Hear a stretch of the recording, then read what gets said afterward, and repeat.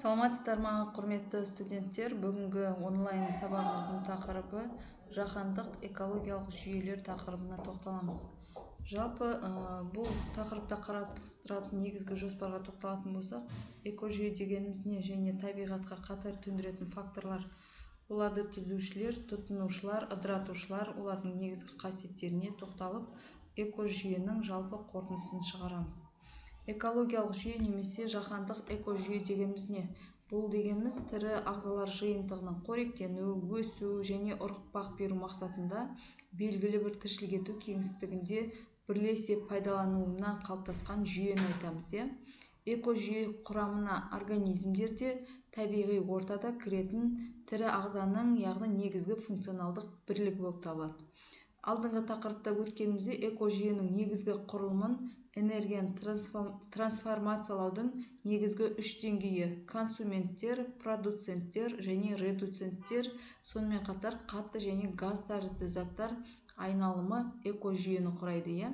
Экожүйенің негізгі қасиеттері оның құрамына кіретін өсімдіктерге және жануарлардың әрекеттеріне байланысты болып келеді.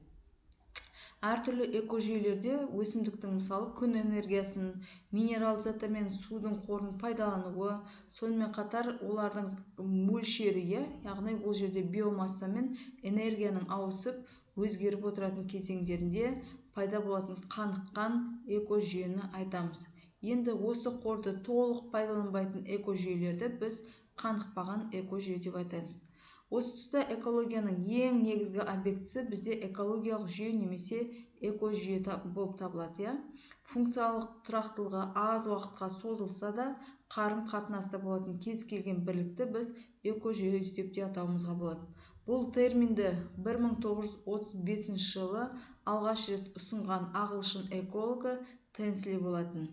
Яғни Тенсли экожүйенің құрамына организмдерде абиотикалық орта кіретін және жер бетіндегі тірі табиғаттың негізгі функциясының бірлігі деп есептеуі, әр бөлігінің екіншісіне әсер ететіндігіне назар аударған. Яғни абиотикалық өлі табиғат пен тірі табиғат екеуі қатарласып байланысып жүрген. Былайша айтатын болсақ, экожүйе бұл жерде зат айналымы мен энергия тасымалдануы байланысты жүретін табиғи бірлік. Енді экожүйеде бізде міндетті түрде табиғатқа қатер төндіретін әртүрлі факторлар кездесуі мүмкін. Яғни олар антропогенді адамдардың қатысуымен жүзеге асатын агроценоздарды келтіруімізге болады.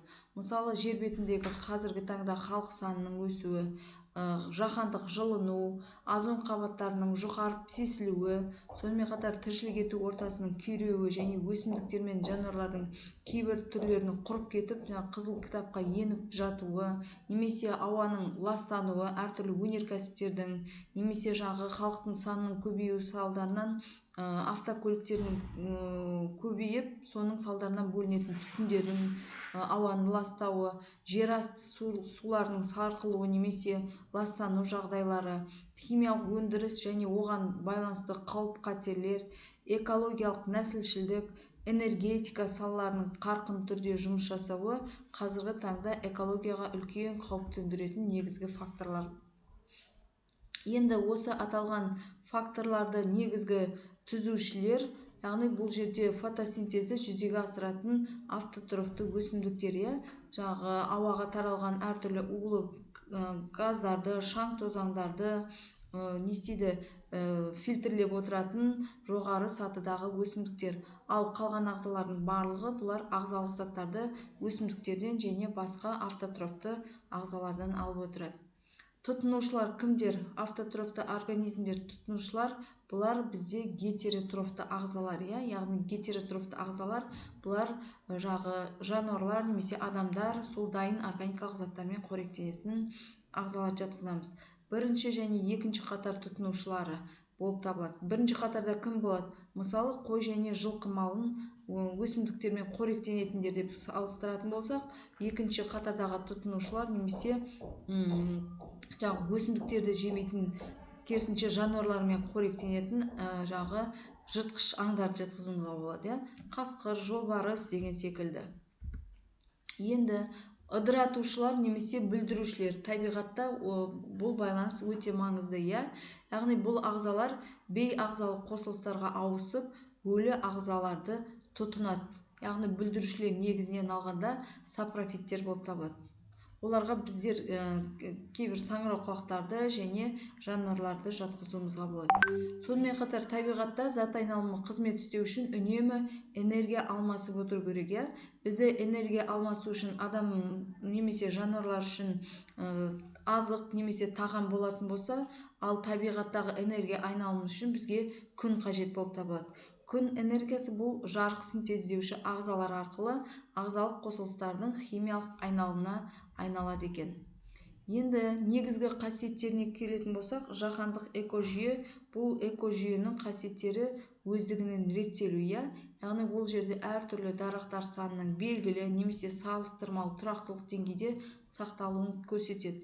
Енді осы тұста оның негізгі көрсеткіштеріне тоқталатын болсақ, түр алуан түрлілігі, бұл тап осы экожүйеде түзілетін өсімдіктер мен жануарлардың саны, популяцияның тығыздығы, яғни осы түр дарақтардың аудан өлшем-бірлігіндегі немесе көлем өлшем-бірлігіндегі оның мөлшері, яғни қанша деңгейде екендігіне байланысты. Биомасса, яғни энергиясы бар дарақтардың толық жиынтығындағы ағзалық заттардың жалпы мөлшері.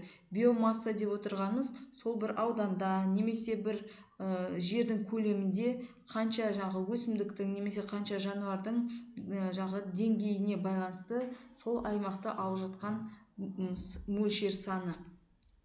Енді бүгінгі тақырыбымызды қорытындылай келе, экожүйе деген түсінік, яғни белгілі бір дәрежемен немесе өлшеммен, олардың күрделілігімен немесе пайдалы болуымен ол шектелмейді, яғни ол жай жасанды, сонымен қатар организмдер мен олардың тіршілік ортасынан тұратын күрделі табиғи жүйелер үшін экожүйені қолдану ұсынысы берілген. Яғни ғаламдық экожүйе дегеніміз табиғаттағы кездесетін әртүрлі қауіп төндіретін факторлардың алдын алып, оларды түзеуші факторлармен негізделген.